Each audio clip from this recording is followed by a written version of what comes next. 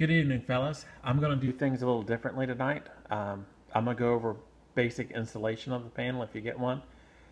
And then I'll go over just a quick run through on this particular panel. As you can see, this panel has the option of both the PID controller and the counter.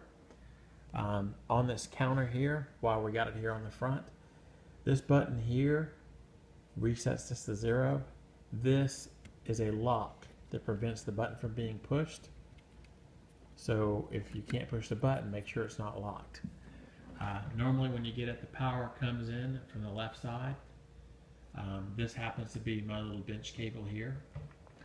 It comes out of the right side. Your cables for power come out here for your fan and your pot. These are your control cables. You're going to have a cable for your up air valve, your down air valve, your limit switch, and your lead pour. When you go to hook up this panel, you're going to see, back up a little bit so you can see the whole thing. You're going to see that there's a terminal strip at the top. This is where all your high voltage is going across the top. Do not hook up any wires to these two gray terminals. These are just connections for me. These are basically your switch leads that go to the front. This panel is set up for 220. All the panels look about the same whether it's 220 or 120. So what you're going to do on 220, on your incoming power, you're going to put one hot leg right here, and you're going to put one hot leg right here in the very first blue terminal. Your ground is going to go where this green wire happens to be. Now, I normally pull a neutral wire in when I'm pulling in my 220, and that hooks up here. If you do that, that will allow you to only have 120 volts on your stuff that's on the front of this panel. Not have 220, which is the way how I prefer to do it. If you do that, then you need to make sure that you remove this jumper or you will short out and break and blow your breaker. When you go to hook your outgoing power for your fan and your pot, you're going to hook one of your hot legs up here. Then for your fan, you're going to hook up a hot leg there. For your pot, you're going to hook up a hot leg here. Your ground connections, both incoming and outgoing, both go here. This grounding block is grounded to the panel and to the enclosure. Now, you're going to also have to hook up your thermocouple, which, as you can see right here, this particular one goes in the bolt that is underneath the bolt hole that is on the underside of the heat shield on your pot. It's on the right side. There's two threaded holes. I believe they're threaded 1/4 by 20, but you'll have to verify. This is polarity sensitive. So if you hook it up backwards and you're holding the thermocouple in your hand and the temperature goes down, then you know that it's backwards. Now, let's close this panel up real quick and go to the front.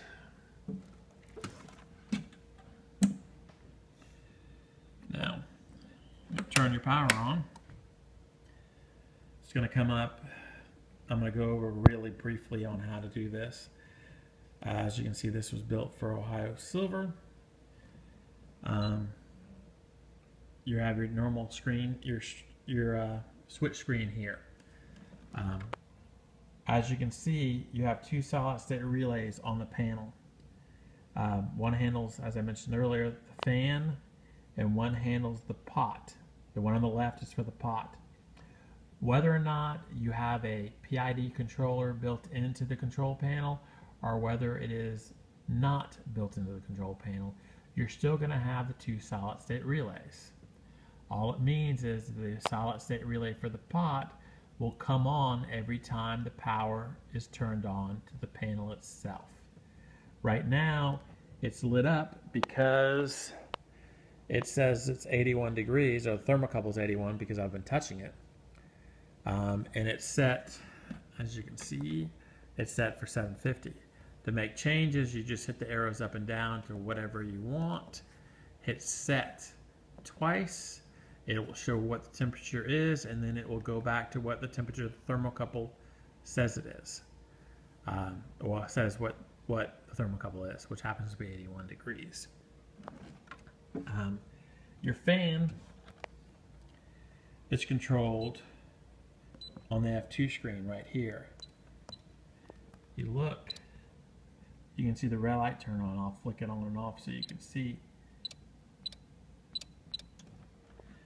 I've already gone through and done a bench test, and if you've seen any of my videos, you've already seen the different operations here. I'm not going to go through on this video and do a full-blown bench test. I mean, I guess I can do a really short bench test really quick, just so you can see what you got. Every time the limit switch closes and your machine is powered up, does not have to be in run mode, the counter counts. You can hear it count. The green light on means your handle moves freely. Okay, we're not in run mode. You seen this, Ethan? You're not in run mode. Now, when you go into run mode, the green light goes out, which means the handle goes to the top. Well, every time you go to close the limit switch, that means your handle's at the top. You're going to see it pour lead. Then you're going to see both these lights here come on. That means that it is energizing the movement. So you would take the limit switch off. As soon as the lights go off, it would go back to the top again. It would close. The reason why it was short that time is because I was holding it extra long. But you'll see that they'll come on, you pull it off, and it continues, and it will do this forever until you shut it off, or if there happens to be a problem. Now, on the front of the panel here, don't know if you can see this or not, you have a manual mode. When you activate manual mode, you will see the green light here go off. You cannot be in manual mode and be in run mode. When it is manual mode, you'll see the green light, well, it won't be a green light, the air cylinder will release, and you'll be in free mode, so you can freely move it. Every time the limit switch is closed, it will pour lead.